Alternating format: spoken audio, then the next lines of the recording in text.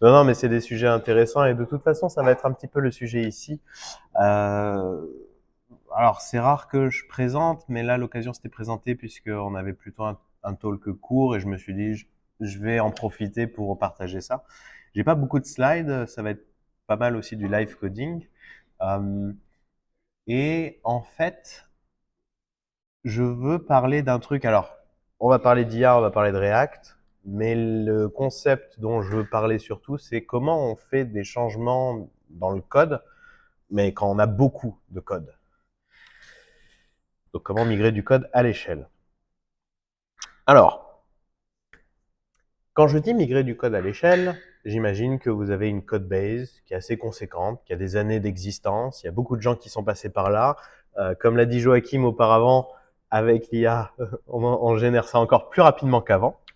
D'ailleurs, j'ai une base de code qu'on va regarder, qui est pas énorme, mais grâce à l'IA, j'ai rapidement pu générer beaucoup plus de fichiers que j'aurais pu le faire moi-même à la main.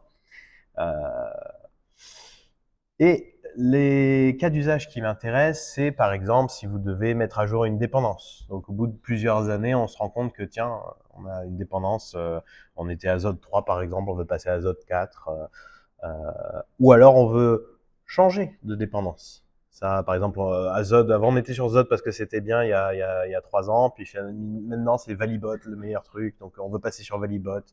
Alors sans blague, dans le monde JavaScript, je pense que c'est les librairies de date, de gestion de date, qui a été le plus. Il y a eu Moment.js, très très célèbre. Puis après, les gens sont un peu partis de Moment.js, sont allés sur d'autres solutions comme DateFNS, il y en avait d'autres. Puis maintenant, il y a Temporal API qui arrive, et du coup, sur plusieurs années, la question se pose de comment on migre de l'un à l'autre sans que ce soit un travail gigantesque. Et d'autant plus quand notre code base elle est grosse et que le métier, le business, il n'a pas envie que vous passiez 3 semaines à faire une migration technique. C'est un peu difficile à vendre, surtout que c'est le genre de changement qui peut introduire des régressions.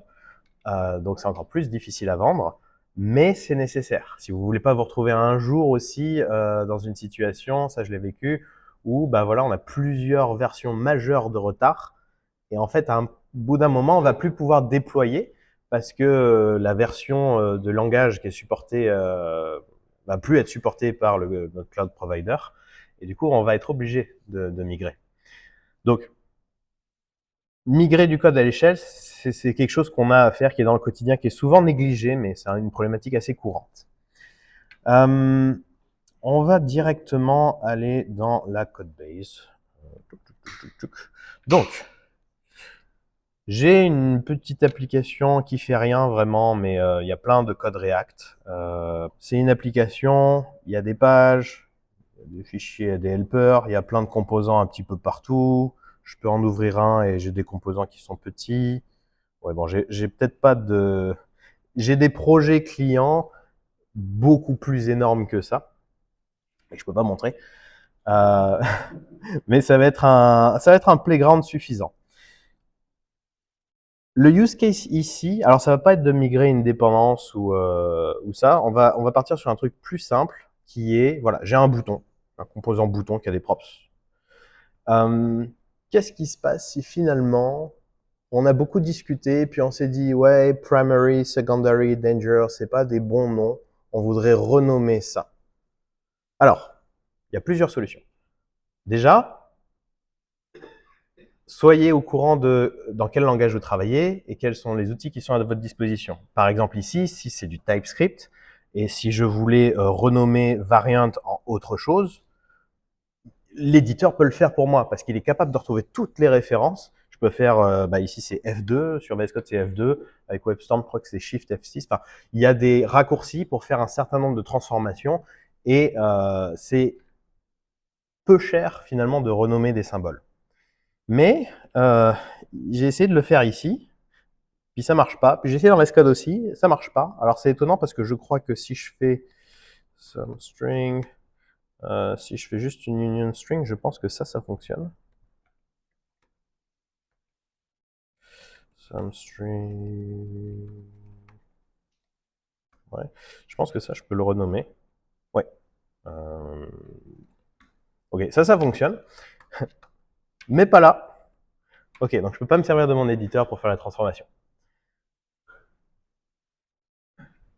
Que font les gens à ce moment-là? En général, on se dit, bon, allez, peut-être que si je fais un search and replace, mais le problème d'un search and replace, c'est là, je vais commencer à jouer avec c'est quoi que je dois prendre. Des fois, il y a des trucs qui sont suffisamment uniques où je peux tout capturer et pouvoir renommer à l'échelle.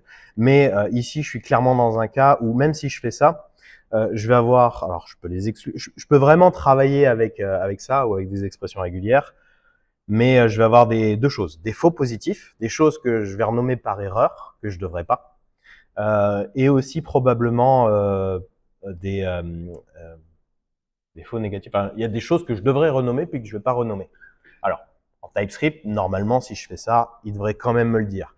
Une technique avec TypeScript par rapport à JavaScript, c'est de changer ça, de lancer le compilateur et puis d'aller voir les 300 erreurs qu'il y a pour aller tout corriger. Ce serait pas si pire. Enfin, mais il y a mieux. Qui a déjà entendu parler de code mode? Et qui a déjà écrit des code mode? Non? Ok. Comment? C'est un code mode qui a brisé mes trucs. C'est un code mode et ça a brisé le code. Ouais, faut faire attention. Tout simplement, en fait, donc, qu'est-ce que c'est qu'un code mode? Des fois, vous allez voir, il y a des librairies comme React 18 à 19 qui vont vous fournir des scripts que vous pouvez lancer sur votre code base et qui va vous aider à migrer, peut-être pas 100%, mais on va dire 70-80% des breaking changes. Donc ça, c'est quand même pas mal parce que ça vous avance énormément. Et finalement, un code mode, c'est un script qui va travailler sur votre code source. Et pour ce faire, ça utilise un concept qu'on appelle le syntax, l'arbre de syntaxe, le syntax tree. Alors, on peut dire abstract syntax tree. Le abstract ne veut plus pas dire grand-chose, je crois, en TypeScript, mais AST, exactement. Si vous avez déjà entendu parler d'AST, c'est ça. C'est-à-dire que là, à gauche, j'ai du code. Parce qu'en fait, quand vous récupérez le code quand vous allez lire votre fichier, c'est une string. Bon. Vous avez des parseurs. Alors, vous connaissez certainement des parseurs comme Babel, TypeScript aussi, en est un. Voilà. En JavaScript, il y a tout ça. Il y a plein de parseurs qui existent. Et là, vous pouvez vous demander pourquoi il y a plein de parseurs qui existent pour faire le même travail. Eh bien, parce que, en fait, ce qu'on va faire, c'est qu'on va prendre une string et on va la représenter sous forme d'une structure qu'on va pouvoir traverser et manipuler. Et ensuite, on peut faire le chemin inverse, c'est-à-dire prendre cet arbre, cette structure, et recréer du code. Et donc, tous les outils que vous avez qui manipulent le code, comme les linters, les formateurs, ça se base en fait là-dessus. Et il y a des besoins différents. Par exemple, je sais que Recast va conserver un certain nombre d'informations, notamment sur le style. Parce que Babel, lui, il va pas se préoccuper de savoir c'était combien le niveau d'indentation. Du coup, si vous réimprimez le code après l'avoir modifié, et ben vous le reformatez de la même, enfin, d'une seule manière, et vous ne préservez pas le style du code original, ce qui peut être problématique. Donc voilà, il y a plein de solutions différentes parce que chacun y va avec son angle, qu'est-ce qui est important de garder comme information et qu'est-ce qui n'est pas. Et il y a plusieurs formats, oui. L'AST, c'est formalisé à un langage. Il existe, je crois, le UST, qui est Universal. Ok. Voilà. Je crois que c'est un truc comme ça, ou UST ou UAST. Et en fait, techniquement, ils essaient d'un peu de faire. Je me suis tombé dessus en essayant de m'intéresser Ok. Intéressant, j'avais pas entendu parler. Ah, UAST, oui, oui, ok. Unified Abstract Instruction, ils essaient de standardiser ça. D'accord. Ok. Selon les trucs, il n'a pas le même langage derrière. Oui, parce que ce concept-là donc existe pour tous les langages. Et bien sûr, chaque langage vient avec ses parseurs. Et donc là, j'imagine qu'ils essaient d'un peu unifier pour qu'on puisse proposer des toolings qui s'appliquent à plusieurs langages. C'est intéressant.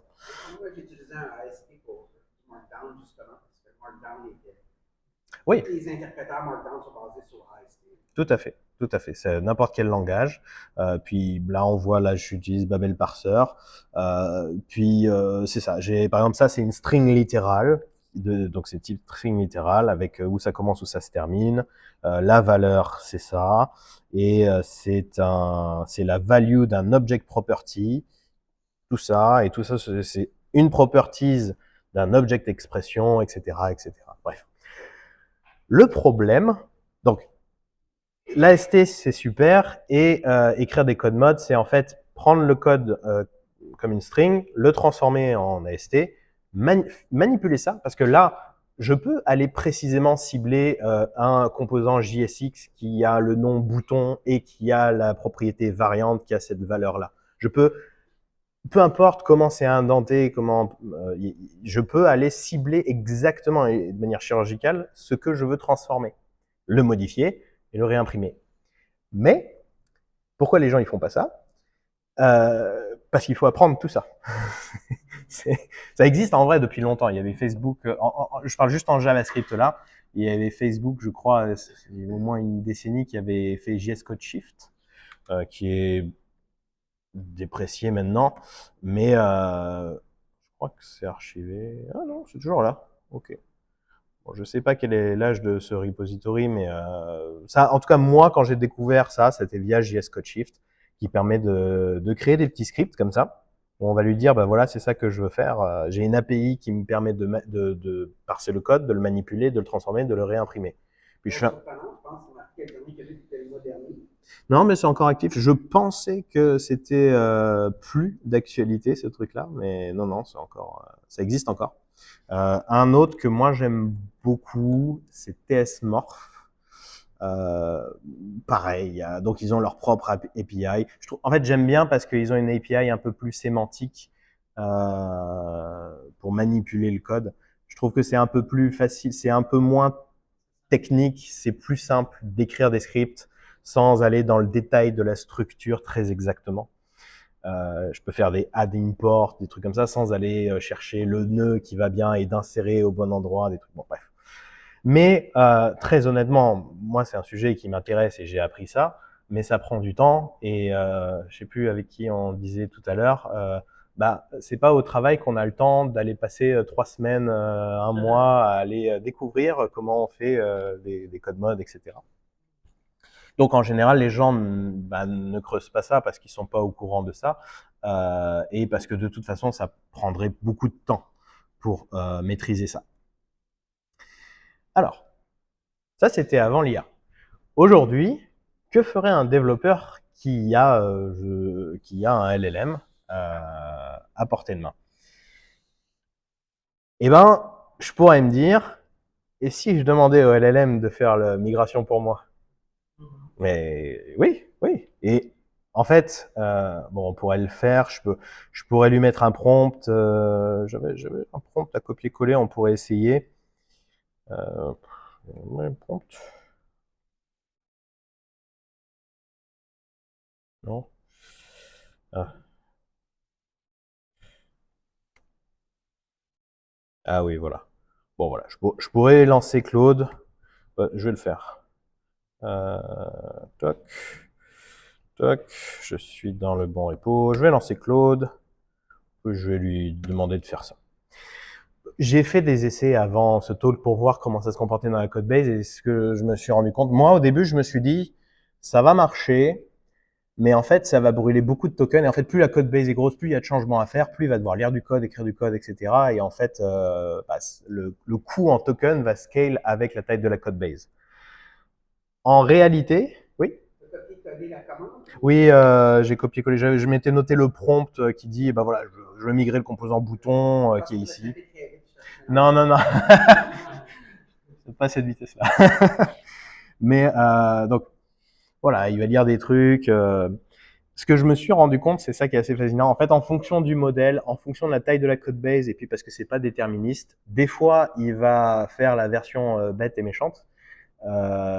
Des fois, il va faire des scripts à base de regular expression, et du coup, il va introduire, enfin, il va avoir des faux positifs et des faux négatifs, le même problème qu'on avait auparavant en le faisant en search and replace. Et des fois, il va il va carrément réimplémenter un parseur du code pour aller identifier les trucs et ça marche super bien, sans coûter beaucoup de tokens. Mais bah, c'est pas déterministe, quoi. Donc en fait, là, je sais pas ce qu'il va faire. Il y a beaucoup de fichiers. Oui.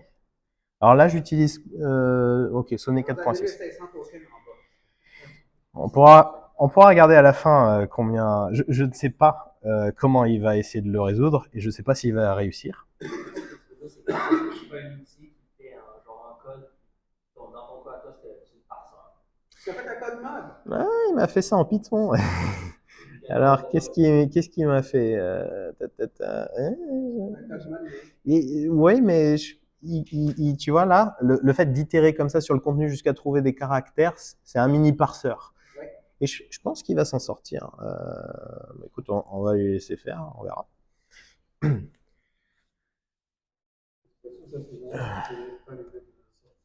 Ouais, non, il donne pas les mêmes sorties. Il me l'a déjà fait avec des scripts MJS, avec ça, ou alors juste il essayait de lire les fichiers, de les mettre à jour, et ça dépendait. En fait, quand j'avais moins de fichiers, il essayait moins de faire un script, mais c'est pas déterministe. Alors, le point qui m'intéresse ici, c'est un peu ce dont on parlait dans la présentation précédente, c'est je pourrais demander à l'IA d'essayer de faire ces opérations de migration, mais il va falloir que je sois attentif sur la relecture du code. C'est un premier point. Le deuxième point aussi, c'est qu'une fois qu'il a fait la transformation, je peux pas vraiment la réutiliser. Bon, là, dans ce cas-là, peut-être que j'en avais besoin, c'était un one-shot, j'ai juste besoin de faire une migration, mais ça peut arriver si vraiment j'ai plusieurs équipes, peut-être une compagnie un peu plus costaud avec plein d'équipes différentes, et puis il y a des design systems, et on veut migrer, on veut faire des changements, et donc l'équipe qui travaille sur le design system veut aider toutes les autres équipes qui n'ont pas forcément que ça à faire faire la migration sur la dernière version. Ils peuvent pas juste venir avec une recette en disant lancez Claude sur votre projet, puis ça devrait marcher. Pas sans erreur. Ok. Ouais, écoute, bref, je pense que je vais voir un petit peu. Ouais, ça a l'air d'avoir fonctionné. Et du coup, par curiosité, je pense qu'il a pas dû utiliser tant de tokens que ça. Non, ça va. J'ai déjà eu plusieurs dollars là pour ce travail. Donc, ok, il s'est plutôt bien débrouillé ce coup-ci. Et il a généré un script en plus. Il me l'a pas donné. Il a fait un script temporaire qu'il a utilisé pour faire les migrations. Ce qui est très malin, hein. C'est ce qu'il fallait faire. Mais c'est ça. Là, ça a marché. Ça m'a pas toujours fait ça. Je peux pas vraiment me baser là-dessus de manière certaine. Alors, je pourrais peut-être essayer de le faire j'en lance 3 en parallèle et puis peut-être qu'il y en a un qui va faire la bonne migration. Tu as de la chance parce que tu as Python installé, parce que moi, il m'a déjà fait des scripts en Python, mais il n'y a pas Python installé. Ah, il n'a pas réussi du coup à. Oui, mais non, je veux pas que tu m'installes. Après, installé dans un container. Il aurait été capable de le faire. Une itération précédente, il me l'avait fait en MJS. Donc, il aurait été aussi capable de le faire pas avec Python. C'est juste que, en fait, à chaque fois que tu le lances, c'est la machine, hein, tu sais pas ce qui va sortir ce coup-ci. Ok. Tac. C'est très bien. Ok. Donc, moi, ça m'intéresse de retourner du côté des code mods parce que les code mods, en plus des avantages que j'ai dit précédemment, c'est un script, donc c'est déterministe, ça s'exécute très rapidement, ça consomme pas du tout de tokens, c'était de là que venait le titre original, mais aussi deux aspects, c'est testable, ça m'intéresse, et c'est réutilisable. Parce que là, bon, la migration était peut-être assez simple, mais si c'est un petit peu plus technique et compliqué, je veux m'assurer que mon script, il va bien prendre en compte tous les patterns différents. Il y a toujours deux choses à vérifier, c'est que il va pas avoir de faux positifs, c'est-à-dire il va pas migrer quelque chose qu'il n'aurait pas dû migrer. Peut-être ce qui était arrivé à Jean-Philippe avec j'ai lancé un code mode et ça a pété le code. C'est dommage. On évite ça. Et dans l'autre sens, il faut bien aller migrer tout ce qui doit être migré. Donc il y a deux choses à vérifier. Et même si vous ne savez pas écrire un code mode, vous êtes capable de regarder le code qui doit transformer avant et après et dire oui, c'est valide ou non, c'est pas valide. Et en fait, on va se baser là-dessus et on va utiliser l'IA pour écrire le code mode. Je vais même aller plus loin que ça parce que je vais lui demander de commencer par écrire les tests du code mode. Alors, quel code mode utiliser? On en a parlé de quelques-uns. Celui dont je veux parler aujourd'hui, hop là, ouais, c'est ça. AST grep. Alors c'est rigolo parce qu'on a un mélange d'AST et de grep. En fait, je pense qu'ils ont essayé de faire un petit peu le pont entre, du coup, il faut vraiment, en dessous, ça part et ça manipule l'AST, mais il y a une API de base pour les transformations simples qui ressemble à des expressions régulières. Donc en fait, vous n'avez pas besoin d'apprendre l'API du code mode. Vous pouvez, il y a quelques trucs à apprendre, mais on va très vite être capable d'écrire des règles de transformation parce que ça va être bon, c'est difficile de dire que les expressions régulières c'est familier. C'est connu pour être particulièrement difficile, mais c'est quand même plus familier que l'API quelconque d'une librairie. Bien sûr, ça marche pour les cas simples, mais en fait, c'est un pot de miel pour que vous rentriez dedans et après vous vous rendez compte que, bah non, dans mon cas, j'ai besoin d'aller beaucoup plus loin que ça et de faire des règles. Mais ce que j'aime bien, l'une des raisons principales pour lesquelles j'utilise ça maintenant, c'est que, on parlait tout à l'heure de UAST. En fait, eux, en dessous, ils utilisent un truc qui s'appelle Tree-Seater. Et Tree-Seater, ça parse plein de langages différents. Donc, si jamais vous vous retrouvez à être dans une code base où le backend est en Python ou en Rust, où il y a des scripts dans différents langages, et ben en fait, vous pouvez utiliser le même outil partout. Même si vous avez un monorepo, par exemple, c'est encore plus intéressant, ben, vous l'apprenez une fois et ça s'applique sur le front-end, sur le back-end. Ils ont une liste complète des langages que ça prend en compte, mais il y a voilà, il y a le TypeScript, il y a du Rust, du Ruby, du Python, etc., etc. Donc ça, c'est quand même intéressant. En fait, en général, vous allez pouvoir représenter vos règles avec des fichiers YAML. C'est de la configuration. Ils ont mis YAML par-dessus. Il n'y a pas de code, c'est de la configuration. Bon, mais oui, c'est ça. D'ailleurs, donc là, on va s'en servir pour transformer du code. Mais si vous n'allez pas jusqu'à la transformation du code et que vous arrêtez juste à la détection, ça peut servir de linter. Parce qu'on l'a dit précédemment, ça peut donc matcher certains patterns et ne pas matcher certains autres. Donc ici, par exemple, bah, c'est une règle de lint, c'est pas de await dans promise all, donc langage TypeScript. Si j'ai un promise all avec ça dedans et qu'il a le pattern await avant, puis on arrête là. Du coup, si ça match, il va dire OK, ce code match. Et donc, comme linter, il va te sortir tous les endroits où ça match. Et après, on pourrait lui fournir comment le transformer. Mais là, je rentre dans l'API, etc. Je vous avais dit qu'on va pas faire ça. C'est pas vous qui allez écrire les règles. Moi, je sais pas, je sais pas écrire les règles AST-grep. Je vais demander à l'IA de me faire la migration. Donc, j'ai un prompt un peu plus c'est rigolo parce que ce prompt-là, qui est un peu plus costaud, donc ça reprend exactement le même débit, mais au lieu de lui dire me faire la migration, je lui dis écris un code mode avec AST-grep. Je lui ai donné un fichier Markdown pour lui expliquer qu'est-ce que c'est AST-grep, donc les règles dont on parlait précédemment. Et dans mon prompt, je vais lui dire va lire ça, parce que là, je t'explique plein de trucs sur comment ça marche.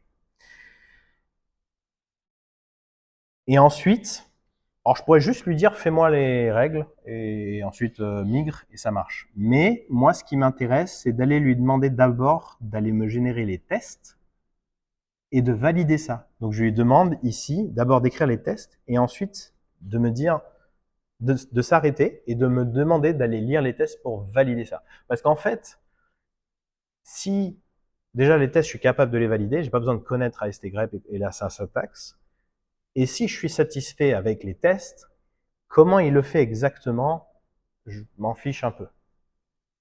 Même complètement. Et c'est ça, je pense, le côté au final, en utilisant l'IA pour faire ça, ça me fait tomber une barrière qui est, avant, il aurait fallu que je connaisse la syntaxe et apprendre à écrire ces règles-là, même si AST-grep, c'est une solution simple. Il y a un bouquin, je vous donnerai le lien, mais il y a un bouquin qui est en fait la doc, c'est une doc hyper exhaustive sur la librairie, très intéressant à lire, mais je sais que c'est pas le kiff de tout le monde de lire ce genre de truc. Donc ici, je vais utiliser l'IA pour ne pas avoir à me préoccuper de ça, mais je contrôle l'output, je contrôle le résultat, la qualité du résultat en regardant les tests. Donc on va essayer avec ça. Alors en contrepartie, ça va me prendre un peu plus de tokens parce que il va faire des allers-retours avec moi. Il y a un petit frustré qui a demandé quasiment Ouais. Ok. Oui, il me dit tout ce qu'il a découvert. C'est chouette. Mais moi, ce qui m'intéresse, c'est... Ok, bon. Il me le dit comme ça, mais moi, je veux lire les tests à la fin. Donc, j'aurais peut-être dû lui... C'est la preuve qu'il a fait beaucoup plus de travail que tantôt. Ouais. Ça va être plus facile à réutiliser ailleurs.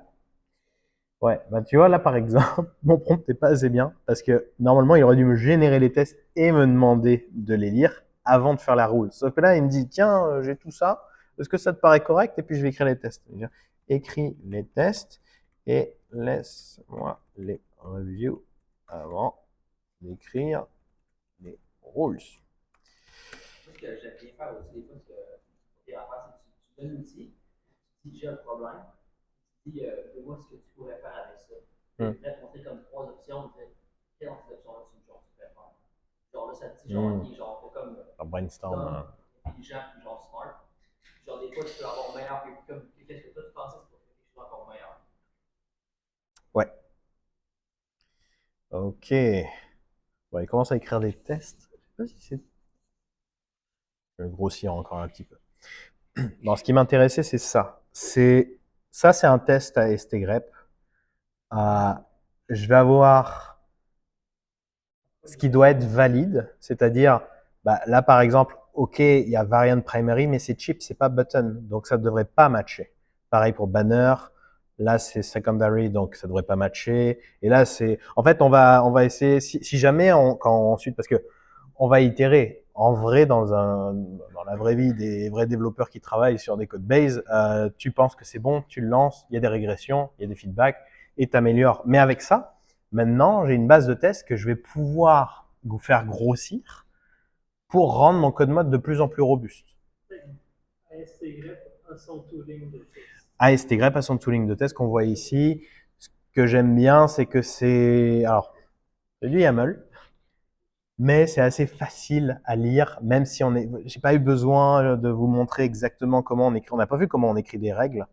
Il m'a créé plein de cas différents. Tu peux aussi automatiser le changement des fichiers. Tu fais le test, c'est sûr que le test roule, tu changes le fichier, tu fais le test sur le fichier pour s'assurer que les changements ne vont pas produire de fichier. Si ça a brisé, tu peux retourner. Ce qui a brisé. Ouais. Tu pourrais faire tes tests et tu pourrais faire tout ça avec les agents. Ouais. Typiquement. Et les changements, le changement, il se fait sans token parce que les changements, c'est fait dans le code. Ouais. Ça serait juste l'itération des tests. Je vais poser comme question. Ouais. Il a fait des tests, mais comment tu sais qu'il doit tout faire? Comment tu sais que justement il ne fait pas de la merde dedans? Human in the loop, je vais revoir les tests. Je vais pas revoir les règles en fait. Non, pas forcément, c'est ce que je disais précédemment. C'est-à-dire, je vais regarder et est-ce que ça m'a l'air correct ou pas. Si je pense à des cas de figure qu'il n'a pas géré, je vais les rajouter ou je vais lui demander. Bon, je vais probablement les rajouter parce que c'est plus simple de directement les modifier, c'est assez basique. Mais c'est pas moi qui vais écrire la règle. Je vais lui donner il m'a généré les tests et ensuite moi je vais les relire, les reviews, les ajouter. Mais si ça se trouve, je vais complètement oublier un cas de figure. Il va y avoir un bug et ça c'est la vie. Hein. Quelqu'un va remonter le bug à un moment donné. Par contre, quand ça arrive, c'est très facile. Je peux le reproduire en rajoutant ici est-ce que c'était un faux positif ou est-ce que c'était un truc qui n'a pas été matché alors que ça l'aurait dû. je copie-colle un nouveau scénario et input-output pour le invalide et puis tu joues sur le fait que tu vas gagner tellement de temps à l'utiliser qu'au final, même si tu as quelques bugs, c'est pas si grave que ça, parce qu'au final, ils vont te limiter assez rapidement. Bah, le travail qu'on n'a pas perdu. C'est ça, c'est une itération qui se fait. Si tu trouves un bug, tu viens toucher ce que tu avais avant. L'avantage que ton bug, il peut aller jusqu'en prod et dans des cas, tu veux pas comme il faut. Oui, c'est quand même moins error-prone que de faire un. Oui, non, mais c'est ce que je veux dire, c'est pas de ce principe-là. Si son application est moins droit en gros, tu pourrais avoir une place où tu pourrais avoir des composants d'isolation et les voir juste à l'œil de voir ce qui se passe. Non, mais il y a plein de trucs que je voulais savoir si c'est intégré en fait. C'est ça ma question en fait. Bon, mais tu vois, il est pas très fort. Faudrait que j'améliore ma doc. Parce que là, je le vois maintenant, je dis, bah oui, je crois qu'il il doit manquer le langage quand même. Et en fait, donc, c'est quoi l'étape d'après? C'est que je vais lancer les tests. Je m'attendais à avoir tous les tests qui ne passent pas parce que la raison, c'est qu'il n'y a pas la règle. Donc, il m'aurait dit, bah, il n'y a pas de règle pour ce test-là. Et là, j'étais content. Là, je me rends compte que l'erreur est différente, donc il y a un autre problème, donc il faut qu'on travaille là-dessus, puis je vais itérer dessus. Soit je vais le corriger moi, soit je vais lui demander de le faire parce que je ne connais pas du tout l'API. Pour vérifier qu'il fail pour la bonne raison. La rule n'existe pas. Ça avait mieux marché quand j'avais fait. C'est la joie de l'IA, c'est que c'est jamais déterministe. Des fois ça marche, des fois ça marche pas. Pas encore. Non, pour l'instant, il m'a écrit les tests et j'utilise AST-grep pour lancer les tests. Puis là, pour l'instant, AST-grep, il me dit, bah, t'es gentil, mais tes fichiers, là, c'est pas valide, la syntaxe est pas bonne. Donc, je vais dire, bah, question. Mais une fois que les tests sont là, que je les ai revus, que je suis d'accord, je vais lui dire, OK, maintenant, écris-moi les règles, et puis ton feedback, bah, tu lances les tests, et tu fais ça jusqu'à ce que tous les tests y passent. Ouais, bah, c'est ça, hein, la règle n'est pas valide, mais c'est pas moi de le corriger, ça lui.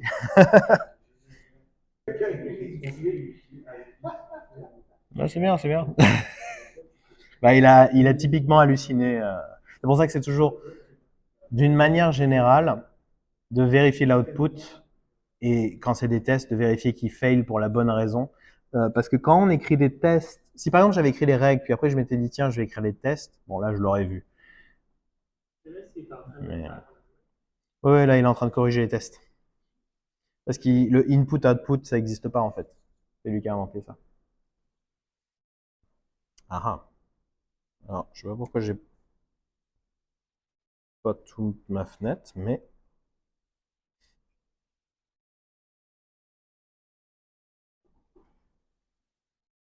ok, super.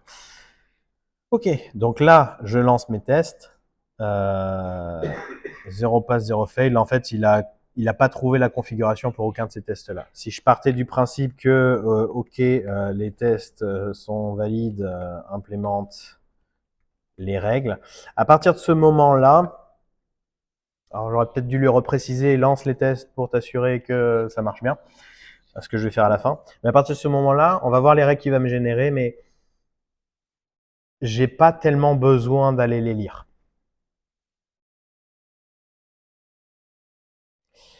On va voir ce que ça va faire.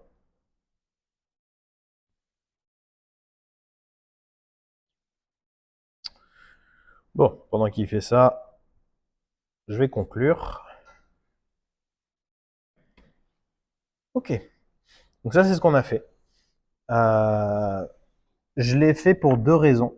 Parce qu'à la fin, j'ai un artefact qui me permet de... Parce que je vais, dans la vraie vie, si je fais un design system, que je fais des migrations, etc., je vais avoir des erreurs. Donc, d'avoir comme ça une couverture de test sur mes règles, ça me permet facilement d'aller vérifier, tiens, et ce cas-là, on n'y avait pas pensé avant. Et la deuxième chose, c'est que maintenant, voilà, les règles, elles arrivent. Maintenant qu'on commence, donc les règles, elles ressemblent à ça.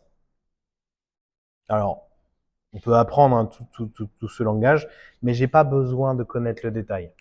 Tant que mes tests, ils sont exhaustifs, ils me plaisent et qu'ils passent, je fais confiance à mon code mode. Et donc, la conclusion, c'est pas parce que vous n'êtes pas familier avec l'AST et d'écrire ce genre de règles avec cette syntaxe que vous n'avez pas le temps d'aller apprendre que maintenant vous ne pouvez pas faire des codes mode. Vous pouvez utiliser les agents et leur donner des ressources. Un truc dont je me suis pas servi, mais je sais que AST-grep a un skills. Je sais pas. Normalement, il aurait dû l'utiliser tout seul.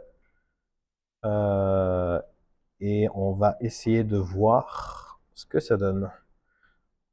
Oups. Donc, si je scanne, ça c'est comme un linter, ça va me dire tout ce qu'il aurait fait, en tout cas tout ce qui n'est pas valide, le size medium, secondary muted, etc., etc., dans ma codebase. Et si je fais update all,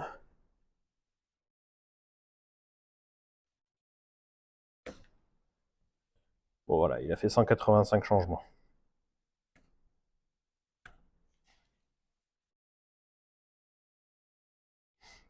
Et ça, maintenant, j'ai des règles que je peux partager, réexécuter plus tard, corriger, etc. Sans redemander à l'IA, tiens, fais-moi une migration de ça à ça. Voilà. Je vais vous partager ça. Il y a aussi le cœur si jamais vous voulez l'avoir tout de suite. J'ai mis un certain nombre de liens, le lien vers le repo, les liens que j'ai partagés ici. Et puis aussi, là, ils ont une page spécifiquement pour, si vous utilisez des agents, vous pouvez utiliser ça. Et la dernière chose, c'est, donc AST-grep, c'est cool. Un truc qui se base sur AST-grep, mais qui va plus loin. Ils ont commencé à travailler avec React notamment, mais aussi Node.js et d'autres grosses librairies. C'est CodeMod. Alors, le nom est bien choisi. Alors, c'est une solution, il y a du gratuit, il y a du payant. Mais ce que j'aime bien, c'est qu'en fait, si jamais vous faites, par exemple, une migration pour une librairie open source, une version à une autre, genre un upgrade, en fait, vous pouvez le partager comme ça avec tout le monde. Puis en dessous, c'est du AST-grep. Puis je sais que eux, ils ont aussi des outils, des playgrounds qui utilisent l'IA pour vous aider à écrire les règles. C'est plus ou moins nécessaire. Et voilà. Et d'ailleurs, c'est rigolo parce que là, vous voyez des gens qui ont fait datefns to temporal, moment to temporal, donc ce dont on parlait précédemment. Et ça peut être aussi utilisé dans d'autres cas de figure. À partir du moment où vous pouvez manipuler l'AST, vous pouvez faire de l'internationalisation, par exemple. Donc, quand vous n'avez pas pensé au tout début de votre application qu'il fallait l'internationaliser, il arrive un moment où il faut que vous repassiez à travers tout votre code pour aller extraire tous les tokens qui existent. Et ben, c'est ce genre d'outil peut vous aider à le faire. Il y en a un autre qui l'a utilisé pour récupérer les design tokens dans son CSS. Pareil, il y a plein de cas de figure. Donc, c'est tout ce que j'avais à partager. C'est ça.